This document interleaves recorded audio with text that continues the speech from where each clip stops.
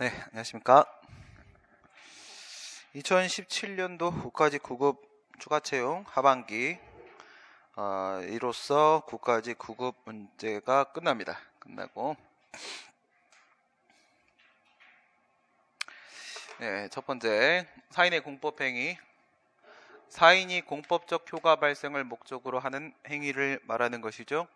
예, 공법적 행위 같은 경우에는 행정 주체가 하는 경우도 있고 행정 객체 쪽에서 하는 경우도 있습니다. 예, 신고 먼저 등장을 하고요. 주민등록 전입 신고입니다. 예, 판례가 변경된 바가 있었죠. 하지만 종전 판례든 최근 판례든 간에 주민등록 전입 신고라는 것이 수리를 요하는 신고라고 봄에 있어서 차이는 없습니다. 그렇죠? 30일 이상 거주할 목적으로 들어왔는가에 대한 문제예요. 그래서 어떤 사람이 어디서 거주하고 있는지에 대한 거주 관계 문제, 그리고 어느 동네에 몇 명 살고 있는지에 대한 단순히 인구 동태를 파악하는 것으로 끝나는 게 아니라 이건 뭐라고요? 공법 관계와 밀접한 관련을 맺고 있다는 거예요. 그렇죠? 지방세부가 이런 문제도 밀접한 관련을 맺을 거 아니겠습니까? 수리를 요한 신고라고 여러 가지 이유를 제시를 했는데 여러분들은 실질적 요건으로서 30일 이상 거주할 목적인지 아닌지에 대한 판단 그것만 떠올려도 수리를 요한 신고라고 연결하는데 문제는 없습니다. 행정청에 도달하기만 하면 신고로서의 효력이 발생하는 것이 아니라 효력과 효과라는 문제는 그냥 여러분들이 쌤쌤이 등치시키고 생각하시면 되겠고, 행정청이 수리한 경우에 비로소 신고의 효력이 발생한다. 수리를 요한 신고라고 지금 이야기를 하고 있는 것이죠. 판례가 바뀌긴 했지만 왜 수리를 요하는 신고인지의 이유가 바뀐 거지, 수리를 요하는 신고인지 아닌지가 바뀐 건 아닌 걸로 정리를 하시면 됩니다. 그렇다면 수리 거부 모두 다 처분 맞는 거죠. 수리를 요하는 신고의 경우에 수리행위에 신고필증의 교부가 필수적이므로 신고필증 교부의 거부는 행정소송법상 처분으로 볼 수 있다. 이제 틀린 지문인데 약간 헷갈릴 수도 있는데요. 요거는 그 장사법, 장사 지내는 거 있죠? 뭐예요? 장사 등에 관한 법률인데 납골당 설치 신고 사건입니다. 납골당. 그래서 지금은 봉안당이라고 부르죠. 문제에 보게 되면 봉안당 설치 신고라고 표현할 때도 있고 납골당 설치 신고라고 표현할 때도 있는데 똑같은 거고요. 상관하지 마시고. 거기서 했던 말은 뭐냐면 이 수리를 요하는 신고라고 하더라도 이건 수리를 요한 신고예요. 납골당 설치 신고, 이건 수리를 요한 신고인데 수리를 요한 신고라고 하더라도 이건 뭐예요? 준법률 행위적 행정에서 수리죠. 준법률 행위적 행정에서 수리. 다시 말해 신고가 유효하게 효력을 발생시키는 것인가 아닌가에 대한 판단을 수동적으로 내리는 거라는 거야. 수동적으로. 그러니까 수리만 하면 되는 것이지 별도의 신고 필증을 교부했는지 안 했는지가 중요한 문제는 아니라는 거예요. 그거는 이제 부차적인 문제다라고 보고 있는 겁니다. 신고 필증 교부가 반드시 필요한 건 아니기 때문에 교부를 안 했다고 해서 그게 처분이다라고 볼 수는 없는 겁니다. 이 판례 또 하나 기억해야 될 부분은 바로 뭐냐면 유일한 판례입니다. 유일하게 준법률행위적 행정행위인데도 불구하고 재량으로 인정했던 유일한 판례입니다. 준법률행위적 행정행위는 행정청의 행정작용이 포함되지 않죠. 행정작용이 포함되지 않으니까 재량권 행사라는 것 자체가 존재할 수가 없습니다. 그런데 이거는 법에서 재량권을 규정을 하고 있었기 때문에 재량으로 끝났던 사건입니다. 오히려 그쪽이 더 큰 의미를 갖는 부분이에요. 공무원이 한 사직의 의사표시는 그에 터잡은 의원면직 처분, 이건 뭐야? 수리죠? 준법률의 행위적 수리입니다. 이것도 준법률의 행위적 수리가 되는 것이고요. 면직은 직권면직, 징계면직, 의원면직이 있고 징계면직에는 파면과 해임과 여기까지 총 4개가 있는 겁니다. 여기서 의원면직 수리 말하는 거고요. 행정행위죠. 면직 처분에 대한 수리가 있을 때까지 그 철회나 취소를 할 수 있는 것이고, 일단 면직이 난 다음에는 다시는 철회 취소할 수가 없다. 이건 너무 당연한 얘기죠. 그렇죠? 논점 없습니다. 당연한 얘기고, 행정청은 법령상 규정된 형식적 요건을 갖추지 못한 신고서가 이거예요. 형식적 요건, 이걸 보세요. 형식적 요건, 기재사항 구비서류죠. 우리 행정절차법 제40조 2항에 보시게 되면 신고 요건으로서 형식적 요건 제시되어 있고요. 구비서류, 기재사항 구비서류 이겁니다. 사인이 하는 공법행위 전부입니다. 사인이 하는 공법행위. 그러니까 신고하는 것도 마찬가지고요. 신청하는 것도 마찬가지예요. 신청도 이와 같이 보정명령을 하라는 규정이 행정절차법에 있어요. 그것뿐만 아니라 행정심판 청구, 행정소송 제기 전부 다 형식적 요건만 흠결한 상황이라고 하게 되면 그럴 때는 반드시 보정명령 해야 되는 겁니다. 사인이 심판 청구 소송 제기하는 경우까지 다 포함, 신청하는 경우까지 다 포함해서 보정명령이 필요합니다. 형식적 요건을 못 갖춘 신고서가 제출된 때 지체 없이 상당한 기간을 정해서 신고인에게 보완을 요구해야 되는데 이 보완 요구에 대해서 따르지 않았다면요. 끝끝내 형식적 요건을 못 갖춰오면 그때는 거절합니다. 거절하는데 이게 만약에 수리를 요한 신고였다면 수리가 처분이고요. 수리 거부도 처분이 되겠죠. 수리 거부도 처분이 되긴 하는데 이거는 기각 결정이 아니라고 했었습니다. 다시 설명은 안 하겠습니다. 이건 뭐라고 했어요? 이건 형식적 요건 깨지면 각하 결정으로서의 거부입니다. 각하 결정으로서의 거부입니다. 예, 그 다음 문제.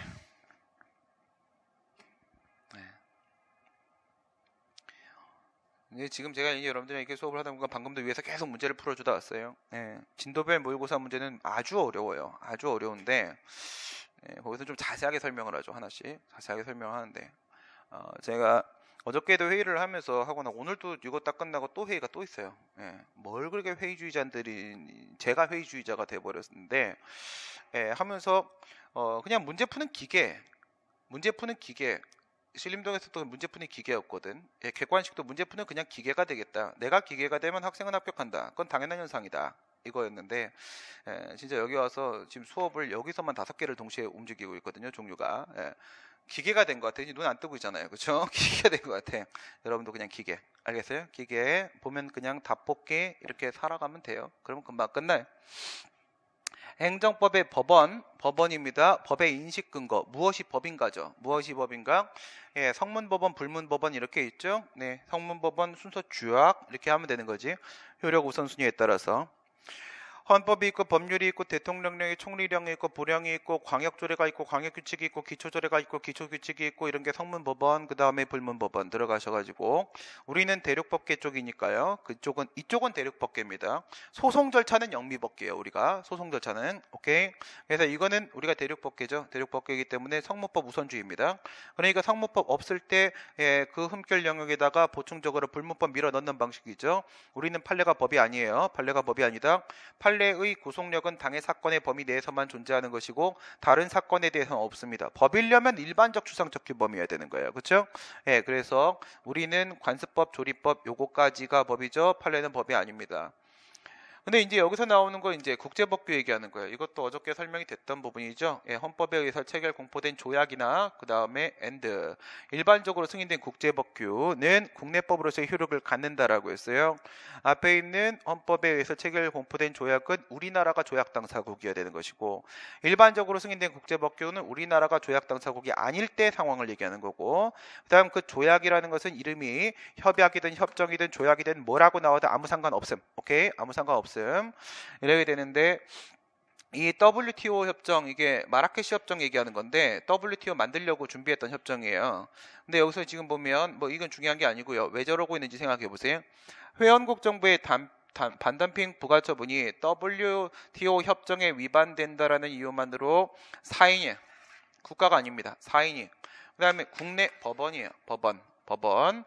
법원에다가 회원국 정부를 상대로 그 처분의 취소를 구하는 소를 제기할 수 있다. 상식적으로 딱 봐도 이상하잖아. 그렇죠. 다른 나라가 지금 피고예요. 다른 나라가 피고인데 우리나라 국내 법원이에요.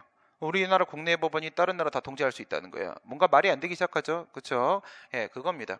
그러니까 이런 식의 국제조약 같은 경우에는 누구한테 적용되는 거냐면 이 법이 적용되는 수범자는 국가와 국가입니다. 국가와 국가지 그 안에 있는 사인한테 적용되는 게 아니란 말이에요. 사인이 이걸 주장하면 안 된다고. 사인이 국가와 국가한테 적용되는 거고 그 다음에 이거 재판소는요 WTO예요. WTO지 이걸 국내 법원에다가 갖다 놓고 판단해달라고 이렇게 얘기하는 문제가 아니라는 겁니다.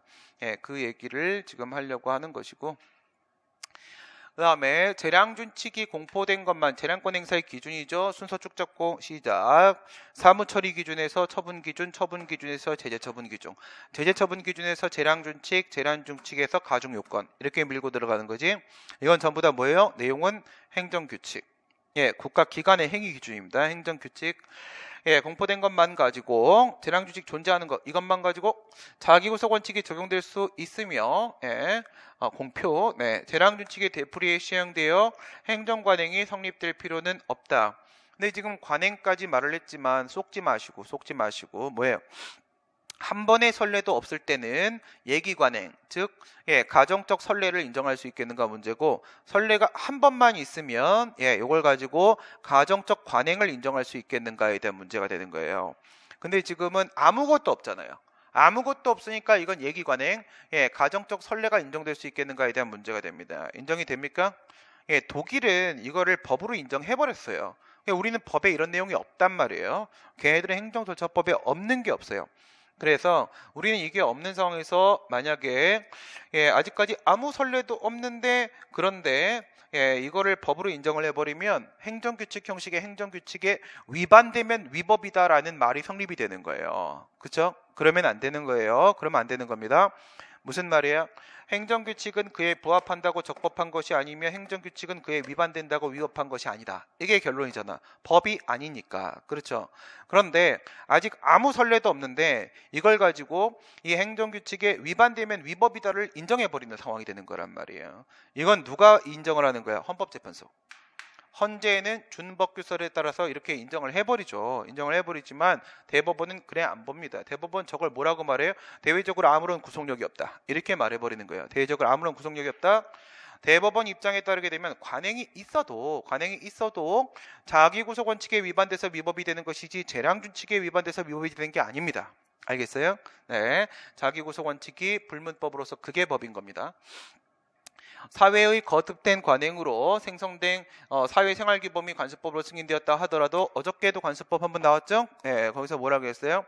굳이 따지면 우리가 일반적으로 말하는 관습법은 민중적 관습법을 말하는 것인데, 그런데 행정선례법이라는 것도 있을 수는 있다라고 했죠. 어느 쪽이 관행이 발생했냐, 어느 쪽이 반복됐느냐를 문제를 뭐라고 했어요? 국가의 행정작용이 반복되면 행정선례법이라고 말하고 국민의 행동이 반복되면 민중적 관습법이라고 말한다고 했는데, 그 어느 쪽이 반복되는지의 문제를 떠나서 법으로 인정이 되기 위해서는 뭐가 인정돼야 돼요? 법적 확신이 있어야 됩니다. 국민들이 일반적으로 저것은 법이라고 확신을 갖고 있어야 된단 말이에요.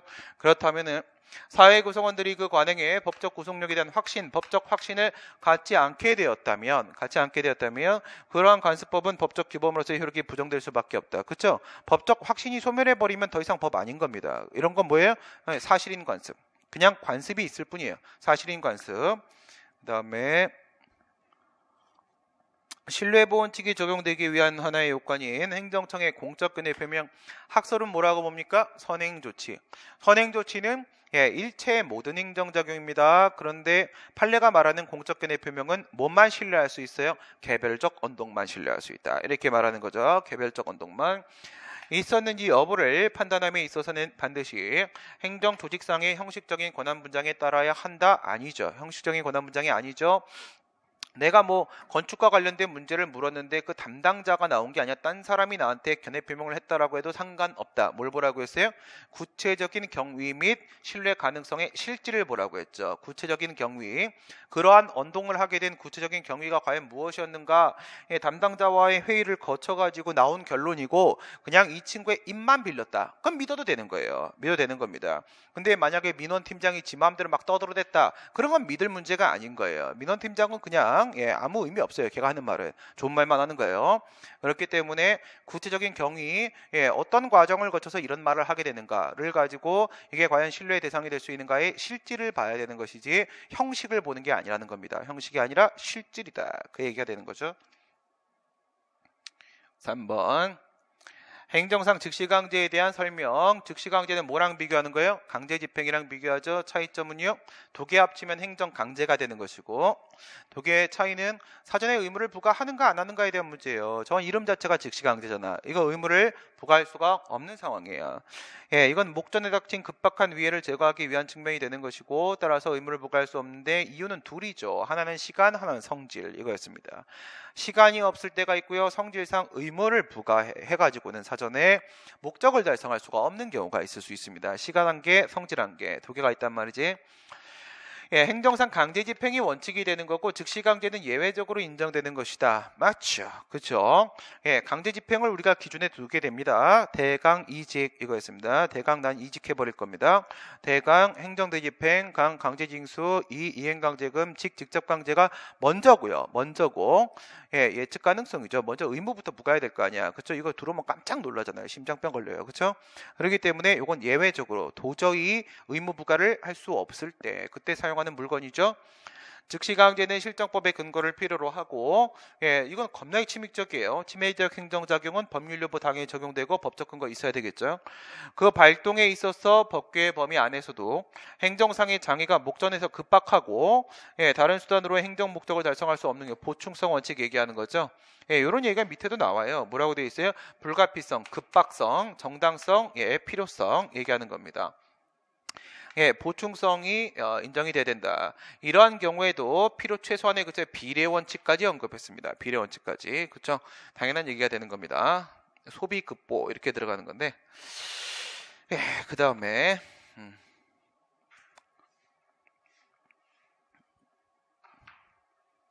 소비 급보 뭐 많이 언급됐으니까 잘 안 나오는 건데. 예, 소는 뭐냐면 소국의 원칙이에요. 비는 뭐냐면 비례 원칙이고요. 급은요 급박해야 되고요. 급박성. 그다음에 얘는요 보충성. 소극성, 비례성, 급박성, 보충성. 소비급보, 소비급보. 그런 얘기를 쭉 깔아놓은 거예요 지금. 행정상 즉시강제에 대한 일반법은 없고 개별법에서 즉시강제에 해당하는 수단을 규정을 하고 있어야 된다. 이거 어디서 많이 봤죠 우리가? 살모넬라병에 걸린 쇠고기 수거 폐기 행위 같은 경우 얘기하는 거죠. 식품위생법 72조. 시간입니까? 성질입니까? 성질이죠, 성질. 예, 그 병든 동물 고기를 판매를 하고 있는데 내가 가갖고 여기서 팔지 마! 하게 되면요, 네! 그리고 딴 데 가서 팔겠죠. 그렇죠? 그러면 못 팔게 하는 행정 목적 달성이 절대로 안 되면 성질상 사전에 의무를 부과할 수가 없죠. 이거예요. 개별법, 식품위생법, 개별법입니다. 물론 경찰관 직무집행법이 즉시강제에 관한 일반법적 기능을 수행한다라고 말을 하지만 일반법은 아니에요. 그런 식으로 말하는 거 많이 있잖아. 뭐도 있어. 강제징수. 강제징수 얘기할 때 뭐 여기저기 법에서 다 뭐라고 해. 국세징수법을 준용한다. 국세징수법을 준용한다. 계속 이렇게 얘기를 하니까 이것은요. 예, 국세징수법이 일반법적 기능을 수행한다라고 하지만 일반법은 아닙니다. 일반법은 뭐밖에 없어? 행정대집행. 대집행법밖에 없습니다. 불법 게임을 보였죠? 살모넬라랑 똑같죠. 살모넬라랑. 그쵸? 이거 병에 걸린 물건이잖아. 병에 걸린 물건. 불법 게임을 저희 공부할 땐 포르노 비디오 이렇게 했었거든요. 요즘엔 비디오 테이프가 없어서 그걸 못하는 거야. 요즘에 애들이 게임하니까 불법 게임물을 발견한 경우에 관계공무원을 하여금 영장 없이 이를 수거 폐기하게 할 수 있다. 하여금 하게 한다. 이건 직무명령. 이건 직무명령. 예, 그 다음에 이건 사전영장주의 적법 절차 원칙 얘기하고 있는 거예요. 그래서 이제 여기서 두 가지를 한번 비교를 해봐요. 두 가지를 즉시강제하고 그 다음에 행정조사 두 개를 비교합니다. 즉시강제도 상대방의 신체와 재산의 실력을 행사하게 되고 행정조사에서의 강제조사도 상대방의 신체와 재산의 실력을 행사할 수 있어요. 그러면 둘 다 강제처분 맞습니다. 강제처분 맞는 거고 이런 경우에 영장주의 원칙이 적용되냐? 법관이 발부한 영장을 가지고 와야만 그런 거 강제처분할 수가 있느냐? 맞죠. 원칙적으로 맞습니다. 예, 판례가 뭐라고 했어요? 이거는 형사사법작용에만 적용되는 문제가 아니라 헌법 12조 16조는 형사사법작용에만 적용되는 게 아니라 이건 모든 국가 공권력 행사에 다 적용되는 것이다. 다만 절충설 다만 뭐라고 했어요? 예, 이거를 영장을 받아와 가지고 그 기다리다가 행정 목적을 달성할 수가 없는 경우에는 예외를 인정할 수 있다. 이랬어요. 그런데 즉시강제는 100% 예외가 인정됩니다. 즉시강제는 100% 예외가 인정이 되고요. 행정조사는 예외가 인정 안 될 수도 있습니다. 안 되는 문제 구성할 수 있고요. 그래서 주관식 쪽에서는 제가 안 되는 경우가 뭐가 있어요? 그래서 안 되는 경우 문제를 만들어 준 적이 있어요. 예, 안 되는 경우가 있을 수 있습니다. 행정조사 쪽에서는. 예, 즉시강제는 진짜 너무 급하잖아 지금. 너무 급해서 영장 기다릴 거면 사전에 의무를 부과하지 내가. 그치? 영장 기다리다가는 행정 목적 달성이 안 됩니다. 영장 없이 수거 폐기를 했다. 예, 규정한 음반, 비디오물 및 게임물에 관한 법률 조항은 급박한 상황에 대처하기 위해서 즉시 강제를 행할 불가피성과 정당성이 인정되므로 헌법상 영장주의에 위배된다. 인정되지 않으므로 위배된다. 예, 위배 안 돼요. 즉시 강제는 패스. 저건 뭐야? 성질상 사전의 의무를 부과할 수가 없는 즉시 강제 상황인 거고요. 예, 행정 목적 달성 안 되니까 예외가 인정됩니다. 예외가. 뭐 판례는 여기서 아주 구차하게 별의별 얘기 다 해요. 그래도 이 법에는 공무원증 증표 제시하도록 하지 않았느냐 뭐 이런 얘기도 하고요. 뭐 수거증도 뭐 주지 않느냐 뭐 이런 얘기 하는데 뭐 됐고요. 목적 달성 안 됩니다. 목적 달성 안 됩니다. 즉시 강제는 100%입니다.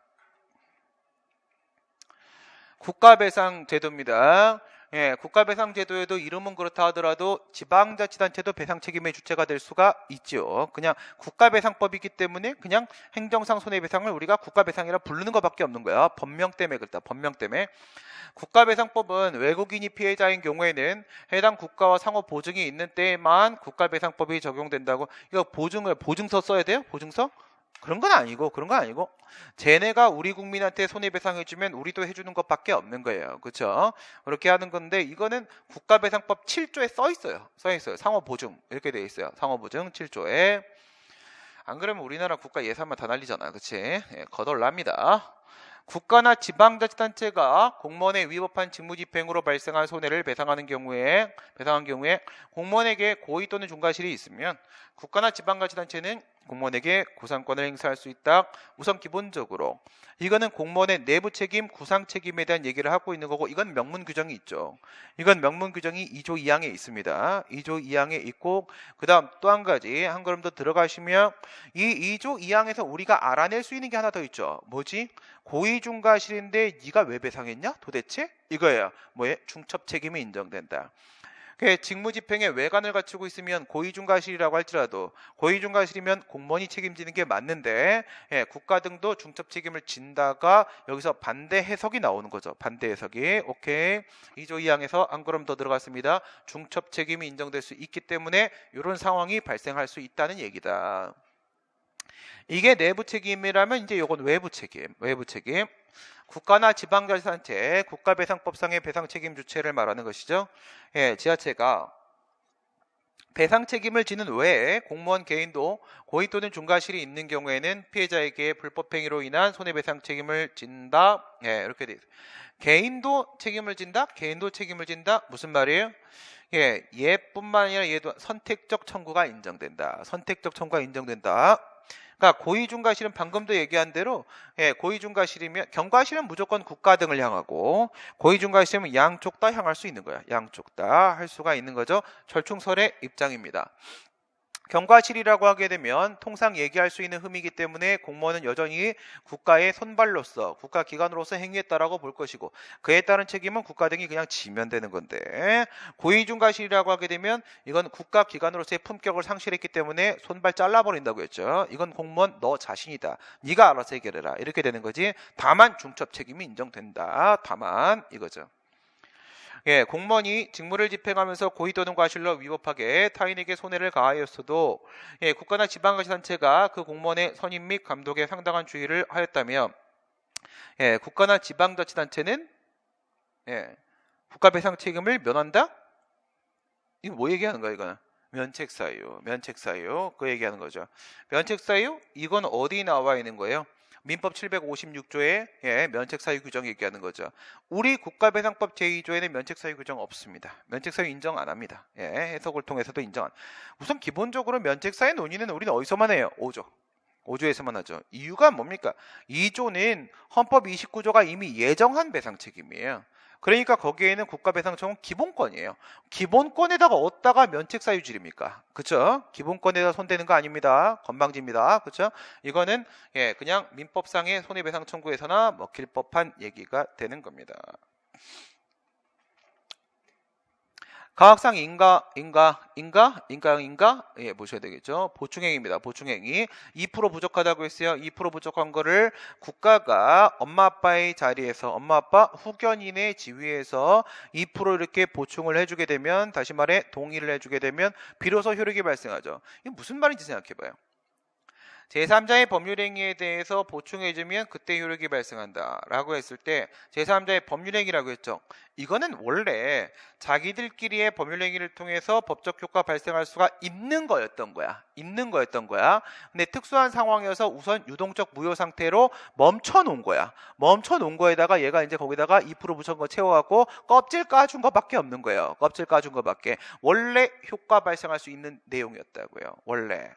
무슨 얘기냐면 사실행위는 안 된다고요. 사실행위에다가 동의하면 사실행위는 원래 권리 의무에 영향 미치는 효과가 없는 건데 동의하면 권리 의무에 영향 미쳐? 그런 건 없는 거예요. 원래 그 DNA를 가지고 있는 거예요. 원래 법적 행위의 DNA를 가지고 있는데 잠깐 멈춰져 있는 상태였던 거예요. 유동적 무효 상태 이겁니다. 공유수면 메린 면허입니다. 공유수면 전용어가 메린 면허 다 뭐예요? 특허죠. 특허. 예, 그러면 특허로 인한 권리 의무의 양도 양수에 대한 약정은 옛날에는 있잖아요. 이거는 진짜 그 옛날이에요. 그 옛날 그 호랑이가 담배 필 때 호랑이끼리 이거를 많이 학설 대립이 있었어요. 공법상의 권리 의무 관계도 과연 이전될 수가 있는 것인가? 이 문제가 있었는데 지금은 여기에 대한 논의 없어요. 논의 없습니다. 공법상 권리 의무도 사법상 권리 의무와 똑같이 양도 양수는 된다가 기본 전제입니다.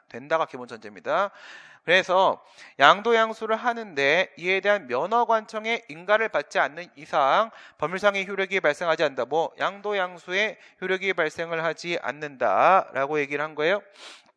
예, 그렇죠. 그렇긴 한데 이 공법상 효력입니다. 이건 공법상 효과를 말하고 있는 거고요. 저 메린 면허권이 넘어가지 않는다 이거야. 이건 뭐냐면 특허는 반드시 동의가 있어야 된다고 했죠. 특허는. 그래서 국가가 갑이라는 사람한테 너한테만 이런 권리를 인정 줄 테야. 너만 해. 꼭 너만이야. 난 너만 사랑해. 너 이거 꼭 봐. 이렇게 해서 뭐 영화 보라고 하면 표를 줬어. 그랬더니 이 새끼가 딴 사람 줘. 네, 이러면 안 된다고 했죠. 이러면. 네. 나의 아주 아픈 상처로 여러분들한테 기억을 내가 하나 남겨준 게 있었어요. 예전에 30대 초반에 어떤 분은 여자친구겠죠. 어떤 분한테 상당히 괜찮은 선물을 했어요. 근데 똑같은 옷이었거든. 근데 똑같은 옷을 누군가가 입고 있어요. 이 옷 어디서 샀냐 물어봤지. 얘가 얘한테 준 거예요. 헤어졌습니다. 네, 이거죠. 너 입어라고 준 거야. 너 입어라고. 너 입어라고 사준 거야. 그걸 시에 남한테 팔고. 그거는 함께 할 수 없는 파트너가 될 수 없는 존재입니다. 그렇죠? 기본 매너가 없죠. 그럴 땐 뭘 해야 돼요? 뭐 오빠 내가 살이 쪄가지고 요즘 잘 안 맞아. 그러니까 이걸 딴 사람한테 줘도 돼? 그냥 주는 것보다는 파는 게 낫지 않을까? 이렇게 동의를 받으면 그래. 그럼 오빠 좀 더 보태 딴 것도 사자 이렇게 하면 되는 거야. 그치? 하면 돼. 동의를 받지 않고 지 맘대로 팔았다. 이거는 서로의 관계를 끊자는 얘기입니다. 그쵸? 이거야. 특허. 특별히 줬는데 마음대로 넘겨? 안 됩니다. 반드시 인가. 동의가 있어야 됩니다. 그래서 특허에 대한 문제는 언제나 법에 양도양수할 때 인가를 받으라는 규정이 무조건 따로 붙어요. 무조건 있습니다. 기본행위 하자가 있을 때에는 그에 대한 인가가 있었다고 하여도 기본행위가 유효한 것으로 될 수 없다. 만약에 될 수가 있다면 다시 말해 기본행위에 하자가 있고 무효인데 근데 여기다 동의지를 한번 해주게 되면 거기에 하자가 치유가 되고 유효로 전환되는 거라면 기본행위 하자를 주장하면서 인가에 대한 소송을 제기해도 되는 거죠. 그렇죠? 인가를 깨면 이게 다시 무효로 돌아갈 거 아니에요. 내가 원하는 목적은 그거잖아. 그건 아니다 이거죠. 하자 치유 유효 전환 X라는 겁니다. 하자 치유 유효 전환 아니기 때문에 그래서 기본행위 하자를 이유로 인가에 대한 소송을 제기하면 협의의 소용이 없어서 각하 이렇게 얘기를 하는 거야. 각하. 기본행위는 적법하고 인가 자체에만 하자가 있다면 상관없지 뭐. 그치? 그러면 인가의 무효 취소를 주장할 수 있다. 인가에 대한 취소를 제기하면 되는 거죠. 그렇죠? 인가 자체의 고의한 위법입니다. 인가의 대상이 되는 기본행위는 법률적 행위일 수는 있고 사실행위일 수도 있다. 말도 안 되는 소리죠. 말도 안 됩니다. 하명, 의무를 부과하는 것 같은 경우에 보통 사실행위에 대해서 의무를 부과하고 법률행위에 대해서 의무를 부과하는 경우는 일부 포함된다. 이렇게 얘기를 하죠.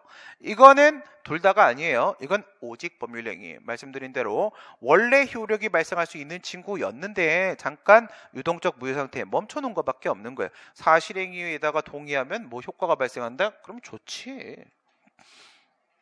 행정입법. 형식적 의미의 행정, 실질적 의미의 입법입니다. 예, 행정기관이 제정하는 규범이죠. 법령의 규정에 특정 행정기관에게 법령의 내용의 구체적 사항을 정할 수 있는 권한을 부여를 하면서 권한 행사의 절차나 방법을 특정하지 아니하였다면 뭐라고 돼 있어요? 법이 위임했죠. 법이 위임을 했는데 법률 플러스 법규명령. 그런데 누구한테? 기관한테. 예, 산림청장한테 야 네가 세부사항 정해 이렇게 했어요. 했는데 뭐가 없다는 거예요? 뒤에 보니까 절차나 방법을 특정하지 않았다. 이것만 떠올려요. 재정 형식이 없어요. 재정 형식. 예, 그러니까 예, 산림청장이다라고 하게 되면 걔는 뭐로 만들어요? 행정입법을 하면 산림청장은 예, 국토교통부령으로 만들면 되는 거예요. 그렇죠? 예, 뭐 식품의약품 안전처장한테 만약에 예, 네가 만들어라고 기간만 정해줬다. 그러면 국무총리령으로 만들면 되는 거예요. 그다음 뭐 행안부 장관한테 위임했다. 그러면 이제 자기가 알아서 행안부령으로 만들면 되는 거예요. 이렇게 뭐예요? 재정의 형식을 정해주지 않았어. 재정의 형식을 그냥 네가 만들어. 이러면 이때는 재량이 인정됩니다. 입법 형식에 대한 재량이 인정이 되면서 예, 뭐 불형으로 만들 수도 있고 그냥 행정규칙의 형식, 고시나 훈령 이런 걸로 만들 수도 있고 이렇게 되는데 근데 법규명령 형식으로 만들게 되면 절차가 엄격하죠. 법제처 심사를 거쳐야 된단 말이에요. 그렇기 때문에 100%입니다. 100% 그냥 행정규칙 형식으로 만든단 말이에요. 이러면 이 행정기관은 예, 행정규칙이나 규정의 형식으로 예, 법령의 내용에 대해서 구체적으로 정할 수 없다 해도 된다. 재정 형식을 지정 안 했는데 내 맘이죠. 내 맘입니다. 불형으로 해도 되고 고시로 해도 되고 이겁니다. 보건복부 장관이 만나면 보복부 장관이 보복부령으로 만들어도 되고 보복부 고시로 만들어도 되고 맘대로인데 보통 고시로 만들죠. 법률의 시행령이나 시행규칙의 내용이 모법의 입법 취지와 관련 조항 전체를 유기적 체계적으로 살펴 예, 모법의 해석상 가능한 것을 명시한 것에 지나지 아니하거나 모법 조항의 취지에 근거하여 이를 구체화하기 위한 것인 때에는 모법이 이에 관하여 예, 직접 위임하는 규정을 두지 아니었다 하더라도 이를 무효라고 볼 수 없다. 이건 뭘 얘기하는 거예요? 수권상한계 얘기하는 거예요. 수권상한계 내용은 두 개였었죠. 포괄 위임 안 된다. 그 다음에 의회 유보는 위임 아예 안 된다. 의회 유보, 포괄 위임 두 개였었고 그 다음에 재정상한계. 포괄 위임은 법률 유보, 재정상한계는 법률 우위 얘기하는 거고 재정상한계는요. 상위법에 위반하지 마라. 두 번째 위임의 한계 일탈하지 마라. 세 번째 예, 포괄적 재위임하지 마라. 이거였었어요. 이건 수권상한계, 법률 유보 얘기를 하는 건데 지금 위임명령은 왜 위임명령인 거예요? 위임받은 범위 내에서 새로운 권리 의무 사항을 정할 수 있기 때문에 그래요. 그래서 위임이 필요한 거예요. 원래는 누가 해야 되는 건데 원래는 국회가 해야 되는 거예요. 권리 의무에 대한 문제는. 그런데 새로운 걸 만들려고 하게 되면 요건 새로운 거 네가 만들어도 돼. 이렇게 위임을 해줘야 되는 거야. 근데 여기 새로운 거 있어요? 없어요? 새로운 게 없잖아요. 새로운 법규적 사항이 없으니까 위임 필요 없습니다. 위임 필요 없습니다. 이건 그냥 상위 법령의 내용을 그냥 밑에서 확인한 것밖에 없는 거야. 확인한 것밖에. 아무 의미 없습니다. 위임도 필요 없습니다.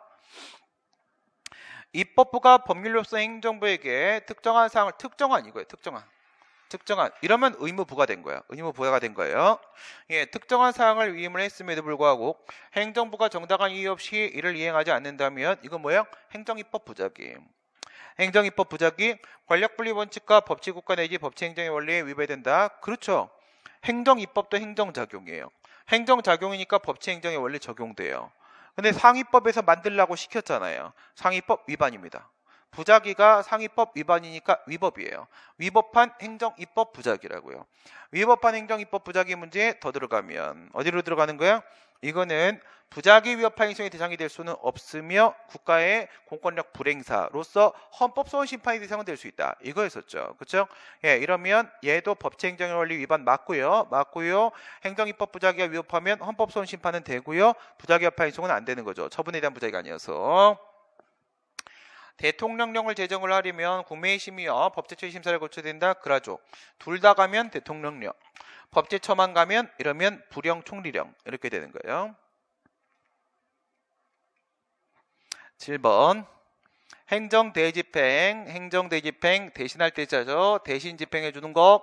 부작위 의무의 근거 규정인 금지 규정으로부터 그 의무를 위반함으로써 생긴 결과를 시정할 자기 의무나 예, 위반 결과의 시정을 명할 행정청의 권한이 당연히 추론되는 것은 아니다. 요거 살짝 하나 더 들어왔으니까 맨날 하던 얘기지만 다시 한번 이제 얘기를 보면 소비급보 이렇게 되어 있으면 여기서 있잖아요. 불법 건축물 만들어졌죠. 불법 건축물 만들어졌고 그 다음 뭐 나왔어요? 철거명령, 자규하명 들어왔죠.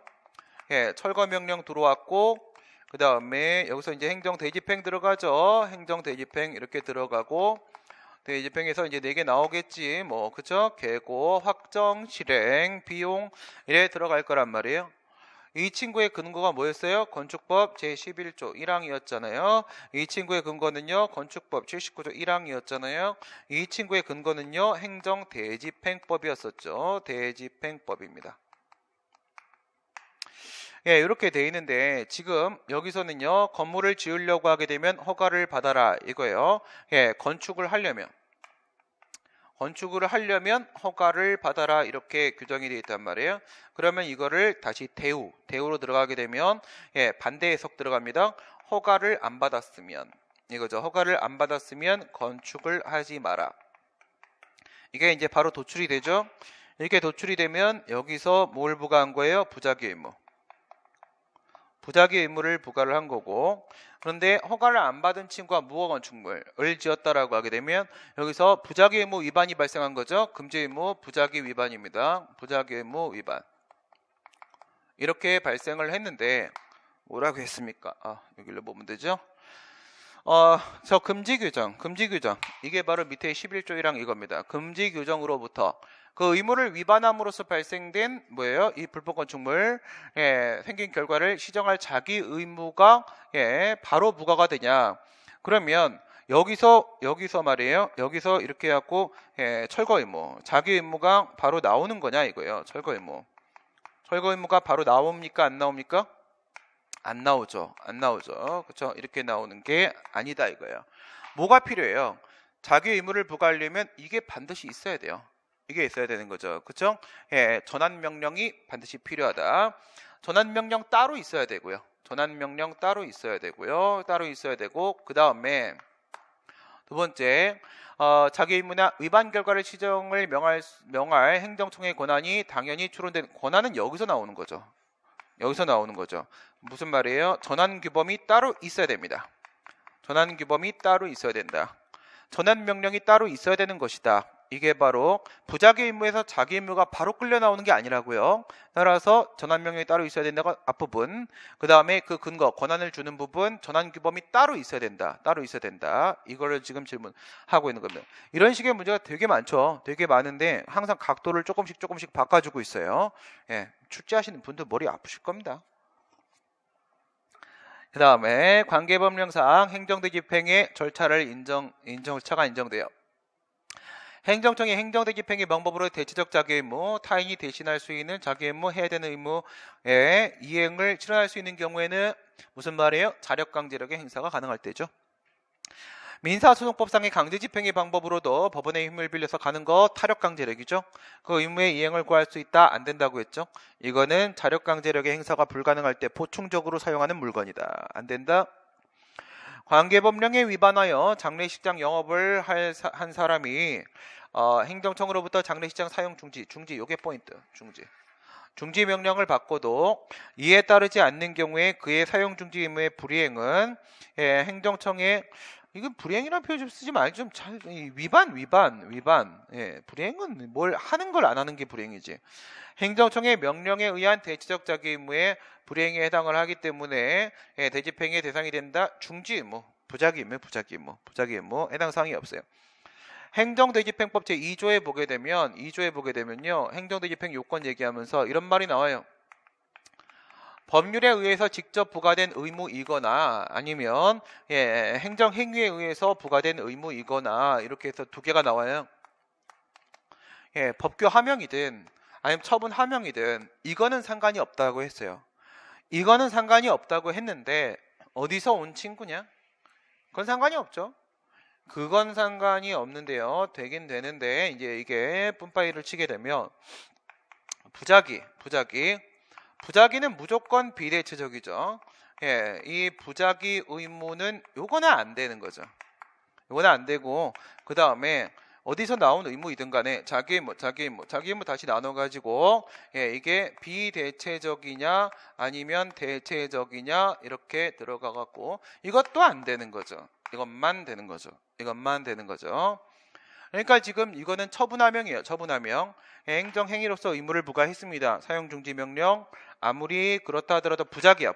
부작위는 해당 사항이 없어요. 대집행할 행위의 내용과 범위는 반드시 철거명령서와 대집행 계고서에 의해서 구체적으로 특정돼야 되는 것이다. 뭐 요거 하나 더 주면 쏘굴까봐? 보통 문제는 뭐야? 계고로 특정돼야 된다. 계고서로. 근데 하나 더 줬잖아. 뭐 그럴듯하긴 하네? 그건 아니죠. 저것만 있는 건 아니죠. 그쵸? 예, 내가 친구가 요거 한 명만 있는 건 아니잖아요. 그쵸? 친구는 뭐 쌓이고 쌓였죠. 그쵸? 친구 좀 버려야 돼요. 그죠? 예. 그게 뭐야? 이게 아니라 전후. 계고가 기본이고요. 계고가 기본이고 여기서 대집행의 내용과 시기 이런 거를 구체적으로 특정해 줘야 되잖아요. 그쵸? 그게 바로 뭐예요? 요상구문. 요상구문에서 행정대집행의 요건 충족, 그 다음 상당한 기간, 구체적 특정, 문서 형식 이건데 원래는 계고서에서 가는 게 맞긴 한데 이거는 앞뒤로 전후 송달된 문서들을 종합적으로 봤을 때 무슨 내용인지 알아먹었으면 됐어요. 무슨 내용인지 알아먹었으면. 행정행위의 하자에 대한 설명으로 옳지 않은 것은 행정행위의 내용의 하자에 대해서는 하자 치유가 인정되지 않는다. 많이 했으니까 다시 떠올려. 시작. 하자의 치유, 제한적 긍정설, 원칙적 부정의 예외적 긍정, 처사추변, 제한적 긍정설, 원칙적 부정의 예외적 긍정. 둘 다 공통점은 원고의 방어권 침해할 수 있으니까 우선 안 되는 거야. 안 되는 건데 둘 다 공통점은 행정경제 효율성 생각하면 인정해야 될 필요도 있긴 있는 거야. 그래서 사항적 관계, 실질상 관계, 시간상 관계, 사항적 관계, 실질상 관계, 시간상 관계 똑같이 되죠. 똑같이. 그래서 문제 낼 때 맨날 하자, 치유, 처사, 추변 같이 내는 거예요. 예, 구조가 똑같으니까. 그 이유제시로 밀고 들어가면 똑같아져요. 이유제시 밀고 들어가게 되면 절차를 안 하면 이유제시를 안 하면 하자, 치유로 넘어가는 거고 이유제시를 했는데 위법하면 그건 처사, 추변 넘어가는 거란 말이에요. 그래서 두 개를 언제나 같이 비교를 하는데 사항적 관계입니다.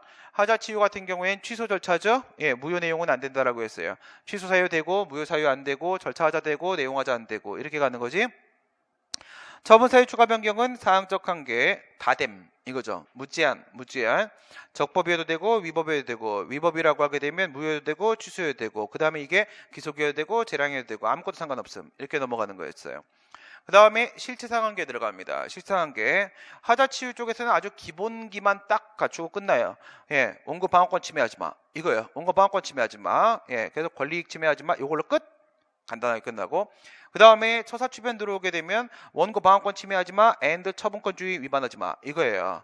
원고 방어권 침해와 처분권주의 위반은 결국은 어디에 수렴되냐면 기사동. 여기서 수렴되는 거야. 기사동. 여기서 수렴이 되는 거고 기사동 깨지면 원고 방어권 깜짝 놀라요. 불측의 손해를 발생하게 됩니다. 처분권주의 반하는 건 당연한 거죠. 그렇죠?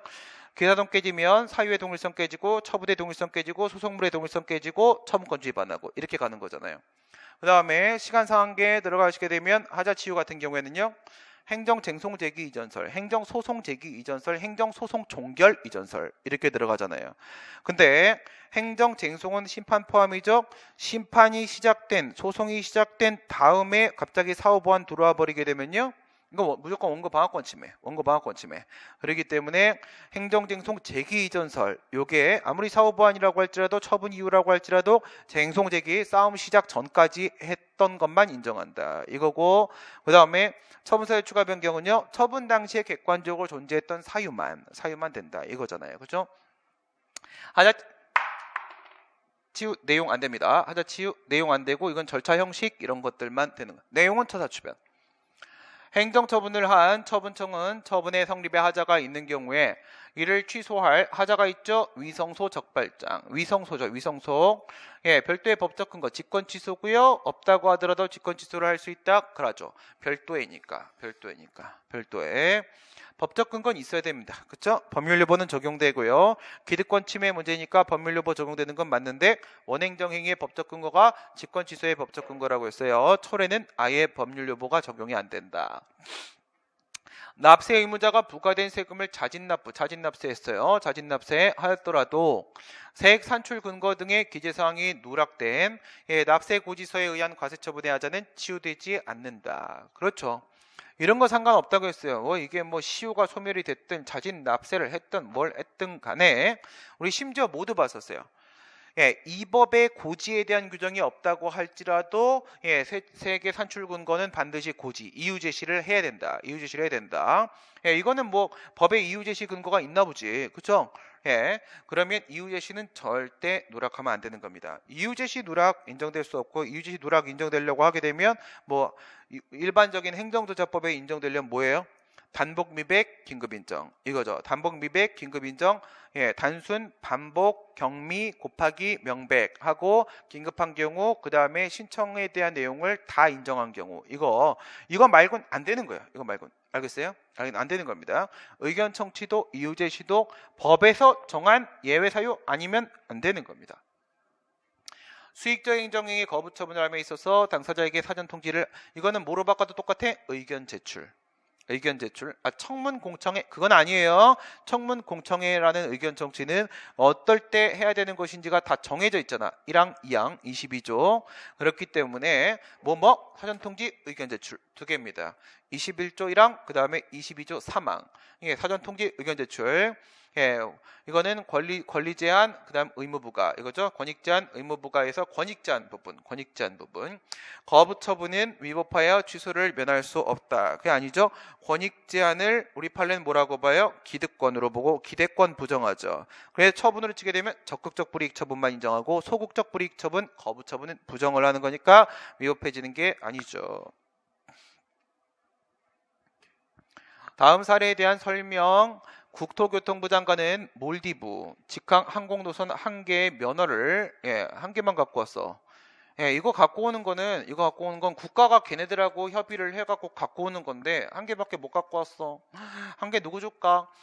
국내 항공사에 발급하기로 결정을 했습니다. 전기 항공기 운송사업 면허 특허. 전기 항공기 운송사업 면허 특허입니다. 특허. 하여튼 공익사업이야. 공익사업. 교통수단 다 공익사업. 이 사실을 공고를 했어. 그러면 개떼같이 몰려들겠죠. 저가항공 이런 애가 다 몰려들어갖고 A 항공사가 B 항공사는 각각 노선면허 취득을 위한 신청을 했습니다. 특허 신청. 근데 한 개밖에 없어. 특허고 대놓고 경원관계.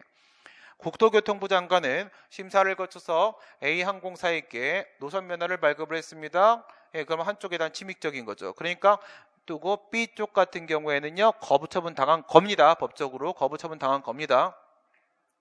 B항공사는 이 사건 노선면허 발급 처분에 대해 취소를 제기할 수 있는 원고적 격이 인정이 되지 않는다. 경험관계면 무조건 된다. 경험관계는 얘가 사실상이 아니고 법적으로 거부처분 받은 겁니다. 거부처분의 상대방입니다. 상대방. B항공사가 자신에 대한 노선면허 발급 거부 처분에 대해서 제기할 수 있잖아요. 이게 재작년 판례잖아요. 그렇죠? 거부가 따로 안 나왔어요. 거부가 따로 안 나왔는데 거부 처분 취소 받아줬습니다. 판례가. 받아줬단 말이에요. 그러니까 이건 진짜 거부로 인정해버린 거야. 진짜 거부야. 진짜 거부.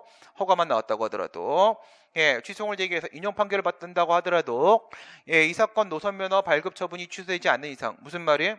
그러니까 이거 위의 소송을 먼저 제기를 해가지고 B가 A한테 나온 면허를 먼저 취소시키고 그 다음에 나한테 왜 이래? 나한테 왜 거부해? 그래서 내가 또 나에 대한 거부처분 취소 제기야. 이렇게 해야 되냐 이거야. 이렇게 해야 돼. 이걸 먼저 해야 되냐 이겁니다. 먼저. 아니라는 거지. 그냥 바로 다이렉트 들어가도 된다. 인용 판결을 받더라도 취소되지 않는 이상 자신이 노선면허를 발급받을 수 없으므로 물론 당장은 그렇게 보여. 그쵸? 한 개밖에 없는데 A가 가져갔으니까 나한테 올 건 없는 것 같아 보여. B항공사에게 자신에 대한 노선면허 발급 거부 처분의 취소를 소의 이익은 인정되지 않는다. 여기서 포인트는 뭐예요? 권리구제 가능성이 확실한 경우에만 소액이 인정되는 게 아니라 권리구제 가능성이 전혀 없는 경우만 아니면 소액은 인정되는 것이다. 1만 있으면 된다. 1%만 있으면 된다. 그런데 1을 어떻게 뚫었습니까? 재량.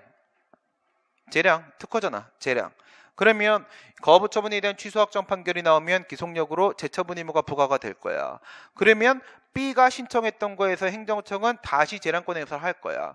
그러면 B도 요건을 갖추고 있는 것으로 인정이 된 이상 원래대로 A하고 B하고 다시 우열 심사를 할 거야. 이게 뭐야? 재우열 심사를 통해 B가 선택받을 가능성을 완전히 배제할 수 없잖아요. 지금 완전히 배제할 수 있는 문제로 출제가 될 수도 있습니다. 완전히 배제되는 문제가 행정고시에서 출제가 된 적이 있거든요. 완전히 배제되는 게 아니라고 하게 되면, 완전히 배제된 상황이 아니라고 하게 되면 1이라도 소액은 있는 거예요. 소액은 있는 거고 받아줘야 되는 겁니다. 만약 B항공사가 이 사건 노선면허 발급 처분에 대한 행정심판을 청구하여 인용재개를 받는다면 A항공사는 그 인용재개의 취소를 관한 소송을 제기할 수가 있다. 지금 여기서 얘기하고 있는 것은 두 가지의 측면을 생각을 해볼 수 있겠죠. 제기할 수 있다라고 했을 때 원고 적격 문제, 그 다음에 본안에서 인용될 수 있겠는가의 문제, 이겁니다. 취소의 대상은 처분 등이죠. 처분 등이니까 이거 재결은 등이잖아. 등이니까 대상 적격의 문제가 없어요. 그렇죠? 없는 거고, 원고 적격의 문제, 재결의 상대방은 누가 되는 겁니까? B가 되는 거죠. 그러면 A는 뭐예요? 재결의 제3자. 이거예요. 이게 가장 전형적인 상황인 겁니다. 가장 전형적인 상황. 가만히 생각을 해보세요. 얘는 뭐냐면 처분의 상대방이에요. 처분의 상대방인데 얘는 재결의 제3자예요. 이게 또이또이가 묶이면 100% 원고 적격 인정, 이렇게 뚫게 돼요. 그게 바로 판례가 했던 그 말인 거예요. 재결의 당사자가 아니라고 할지라도 당연히 원고 적격이 있다라고 판시한 상황이 모든 전부 인용 재결 취소에 먹히는 건 아니라고 했어요. 그게 아니라 언제 먹히는 거냐면 행정심판이 제3자 심판, 행정소송의 제3자 소송, 이 구도를 가져야 돼요. 이 구도를. 제3자 심판의 제3자 소송, 이렇게 구도를 가져야 되고, 이 구도를 갖는 상황은 바로 뭐냐면 처분의 상대방이 이코로 재결의 제3자고 걔가 원고가 되고 있는 상황이 되는 겁니다. 이럴 땐 무조건 원고 적격이 있다에 대한 게임이 되는 거예요. 무조건 원고 적격이 있다. 요건 나중에 기회 되면 좀 더 자세히 말씀드리고, 여기서 있잖아, 완전 말도 안 되는 인용 재결 취소로 가게 되면 원고 적격 깨는 상황이 바로 뭐예요? A회사 B회사 이렇게 있어요. A회사 B회사. 지금 이렇게 들어가게 되면요, B회사한테 과징금이 부과됐어요. 그러니까 B회사가 취소 심판을 들어갔어요. 여기서 취소 재결이 나왔어요. B회사는 과징금을 자유로 얻었어요. B회사가 아싸 그랬는데 A는 뭐야? 저 새끼 과징금 받고 죽기를 원했는데 살아났지. 아짱나. 그래서 취소 재결에다가 얘가 소송을 제기해요. 돼야 안 돼요? 미친놈이죠. 남이 힘든 걸 즐기는 놈입니다. 이거 A회사를 아예 그냥 파산시켜야 돼요. 그렇죠? 이건 원고 적격 인정 안 됩니다. 이건 몇 유형이에요? 여기서 행정심판 1유형이잖아요. 1유형에 3유형입니다. 1유형에 3유형, 심판은 1유형, 소송은 3유형, 이렇게 들어가고 있는 게임이잖아요. 그렇죠? 이게 아니야. 뭐로 가야 돼요? 심판도 3유형, 그 다음에 소송도 3유형, 제3자 심판, 제3자 소송, 처분의 상대방이 재결의 제3자, 이게 가장 전형적인 케이스고, 이러면 원고 적격 무조건 인정된다는 거고요. 그 다음에 전부 인용이죠. 그러니까 주체 절차 형식이었다라고 하게 되면 고의법 인정되고, 토사추변 직권심리라고 해도 고의법 인정되고, 그게 아니어도 원처분이 제3자 행정이니까 고의법 인정됩니다. 이거 인용됩니다. 위법이라면 재결의 위법이 뭐라도 걸리면 이건 무조건 인용됩니다. 또 있어. 이런 거 안 돼요. 뒤에 이렇게 늦게 오고 막 이렇게 이러면 안 돼요. 만약 위 사례와 달리 C항공사가 몰디브 직항 항공 노선에 관하여 이미 노선 면허를 가지고 있어요. 이걸 이렇게 되면 경업자 소송이잖아요. 그렇죠? C가 따로 등장했어요. 존엄마가 기존업자. A항공사가 국교부 장관에게 몰디브 직항 노선 면허를 신청했고, 이에 대해서 장관이 A항공사에게 노선 면허 발급 예행는 신규업자. 그러면 C항공사는 A항공사에 대한 면허에 대해서 취소를 제기할 원고 적격이 있다. 기존업자가 받은 면허가 뭐예요? 특허. 정기 항공기 운송사업 면허 특허. 그러면 A가 들어와서 C의 영업이익이 줄어든 부분, 침해된 부분은 권리침해 인정돼서 바로 원고 적격 인정. 라스트 판례. 납세 의무자에 대한 국가의 부가가치세 환급세액 지급 의무에 대응하는 국가에 대한 납세 의무자의 부가가치세 환급세액 지급 청구는 민사소송이 아니라 당사소송의 절차에 따라야 된다. 맞죠? 뭘 조심하라고 했어요? 이 판례가 부당이득 반환 청구 소송을 원래 민사소송으로 보다가 당사소송으로 입장을 바꾼 것 아니다. 아니다. 그게 중요한 거예요. 그렇게 물어보면 틀린 거예요. 그게 아니라 이 사건은 부가가치세 환급 사건은 이거는 부당이득 사건이 아니다가 핵심인 거예요. 그죠? 부당이득 사건이 아니다. 그러니까 아직도 판례는 부당이득 반환 청구 소송은 민사소송으로 보고 있어요. 보고 있습니다. 예, 부당이득을 당사소송으로 넘긴 판례가 아니라 부당이득의 문제가 아니라고 제껴버린 판례입니다. 아니라고. 변상금 부과 처분에 대한 취소가 진행 중이면 변상금 부과권의 권리행사에 법률상 장애 사유가 있는 경우에 해당하기 때문에 그 권리행사의 소멸시효가 중단된다. 진행되지 않는다. 이렇게 했어요. 소멸시효에 대한 문제는요. 권리를 취득하는 쪽이 있고 소멸하는 쪽이 있었죠. 취득시효, 소멸시효 이렇게 했어요. 이건 뭐예요? 소멸시효. 소멸시효 쪽입니다. 그런데 문제가 되는 거는요. 예, 민법에서 우리가 소멸시효 중단 그러면 재판이면 그러면 소멸시효 중단된다. 그거랑 지금 섞어서 헷갈리게 만들려고 하는 거예요. 재판이 있긴 있죠. 재판이 있긴 있는데 소멸시효는 어떨 때 중단된다고 했어요. 소멸시효가 중단되면 5년짜리면 가다가 4년 11개월 29일 가다가 여기서 중단되면 다시 5년 또 가야 돼. 연장되는 거잖아. 그지? 중단을 시키면 권리자가 유리해지는 거예요. 중단을 못 시키면 의무자가 유리해지는 거예요. 이랬을 때 중단시키는 방법은 권리를 가지고 있는 놈이 나는 권리 행사할 의사가 있음을 상대방한테 밝혀야 되는 거예요. 근데 소송을 제기한다는 것은 그 권리 행사의 의사가 있음을 밝히는 가장 기본적인 방식인 거예요.